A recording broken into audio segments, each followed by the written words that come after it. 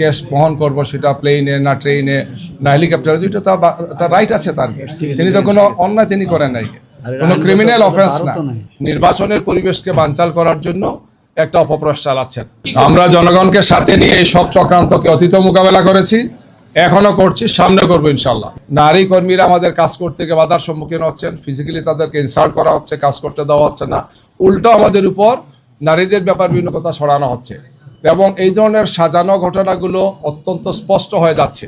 একটা ঘটনা ঘটে, এক জায়গা থেকে তারা প্রেস ব্রিফিং করেন, তারপরে গিয়ে তারা আবার নির্বাচন কমিশনে হাজির হন, এগুলো নিয়ে তারা অভিযোগ করেন। মানে এটা রিলেটেড, একটার সাথে একটা রিলেটেড। অর্থাৎ এই ধরনের একটা ঘটনা সাজানো হবে, তাৎক্ষণিকভাবে সেটা ব্রিফিং হবে, তারপর সেটা ইসিতে যাবেন অথবা একটা কর্মসূচি দেবেন।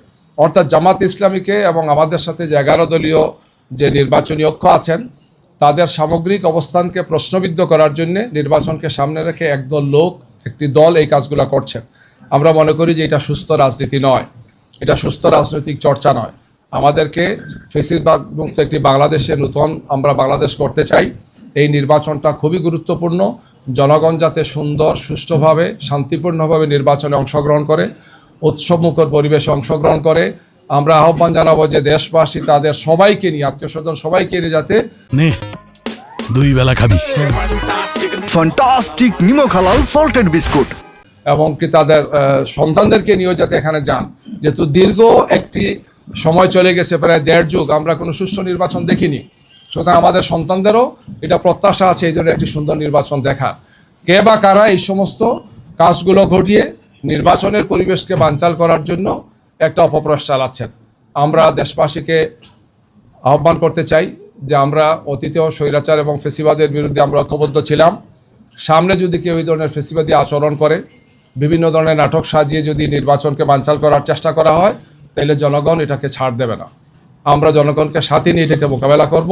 বাংলাদেশ জামাত ইসলামী আমরা জনগণের সাথে আছি, জনগণকে সাথে নিয়ে আমরা আগেও আমাদের দায়িত্ব পালন করেছি।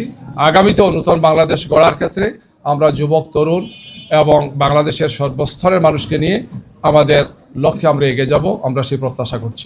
আমরা যে ধরনের লক্ষণগুলো দেখতে পাচ্ছি, আমাদের সে মনে হচ্ছে যে প্রশাসনের সাথে বা নির্বাচন কমিশনের সাথে আমরা বলেছি বিভিন্ন সময় যে একদল লোক মনে হচ্ছে যে এই ধরনের কিছু করার তাদের হীন একটা প্রয়াস আছে। আমরা এগুলো থেকে তাকে বেরিয়ে আসার জন্য আহ্বান জানাচ্ছি। আমরা জনগণকে সাথে নিয়ে এই সব চক্রান্তকে অতীত মোকাবেলা করেছি, এখনো করছি, সামনে করবো ইনশাল্লাহ। আমরা অত্যন্ত দৃঢ়তার সাথে অবস্থানে ময়দানে থাকবো ইনশাল্লাহ, আমরা মাথা নত করবো না। যেহেতু চলাফেরার জন্য এখন গাড়ি ঘোড়ার সীমিত চলাফেরা, বিভিন্ন ধরনের চেক করে বিভিন্ন ধরনের বিষয় আসে এখানে, তিনি মনে করেছেন যে আমার জন্য এটা সেফ, এটা করতেই পারি, আমি আমার ক্যাশ বহন করব, সেটা প্লেনে না ট্রেনে না হেলিকপ্টারে, এটা তার রাইট আছে। তার তিনি তো কোনো অন্যায় তিনি করেন নাই, কোনো ক্রিমিনাল অফেন্স না। আমরা এই কথাটাও বলতে চাই যে এই কাজ যারা করেছেন আইন শৃঙ্খলা বাহিনীর সাথে উদ্দেশ্য প্রণোদিত, এই জন্য আমরা বলেছি যে আইন শৃঙ্খলার সাথে রিলেটেড একদল লোক, যেটা গতকালকে সিরাজগঞ্জ সদরে হয়েছে, আরো বিভিন্ন জায়গাতেগুলোতে হচ্ছে, একদল লোক ইন্টেনশনালি এই সমস্ত নাটক সাজানোর চেষ্টা করা হচ্ছে। গিয়ে একজন লোক কোনো ক্রিমিনাল অফেন্স করেন নাই, তিনি এখান বলেছেন তিনি একজন বয়স্ক লোক, সম্মানিত লোক, তিনি একজন দায়িত্বশীল ব্যক্তি। এরপরও এটাকে সাজানো মানেই হচ্ছে যে নির্বাচনে যারা হেরে যাচ্ছেন মনে হচ্ছে তারা কোনো না কোনোভাবে জনগণকে বিভ্রান্ত করার জন্য এই ধরনের একটা অসৎ উদ্দেশ্যে কাজগুলো তারা করেছে।